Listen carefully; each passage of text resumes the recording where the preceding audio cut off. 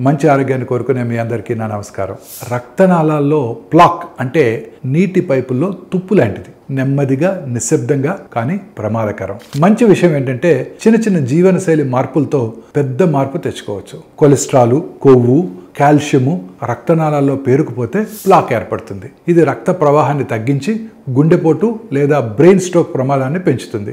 Statins వంటి మందులు చాలా మందికి అవసరమే, కానీ ఆహారము, జీవనశైలి ప్లాక్ని మందగించడంలో సహాయపడతాయని చాలా అధ్యయనాలు చెబుతున్నాయి. కూరగాయలు, పండ్లు, కాయలు, విత్తనాలు వంటి ఫైబర్ ఉన్న ఆహారాలు తినండి. ఇవి చెడు కొలెస్ట్రాల్ని తగ్గిస్తాయి. పిండి పదార్థాలు, వేపుడు ఆహారాలు, అధిక చక్కెర తగ్గించండి. ఇది శరీరంలో క్రానిక్ ఇన్ఫ్లమేషన్, వాపును పెంచుతాయి. రోజు ఉత్సాహంగా 30 నిమిషాలు నడవండి. ఇది రక్త ప్రవాహాన్ని, గుండె ఆరోగ్యాన్ని మెరుగుపరుస్తుంది. ఒత్తిడిని తగ్గించండి. బాగా నిద్రపోండి. ఇవి రక్తపోటు, ప్లాక్స్ని నియంత్రిస్తాయి. ప్లాక్ పేరుకుపోవడం తీవ్రమైన సమస్య, కానీ ముందుగా గుర్తించడం, వైద్య సలహా, సరైన జీవనశైలితో దాన్ని తగ్గించుకోవచ్చు. కొన్నిసార్లు కొంతవరకు తిరిగి కూడా సరిచేయవచ్చు.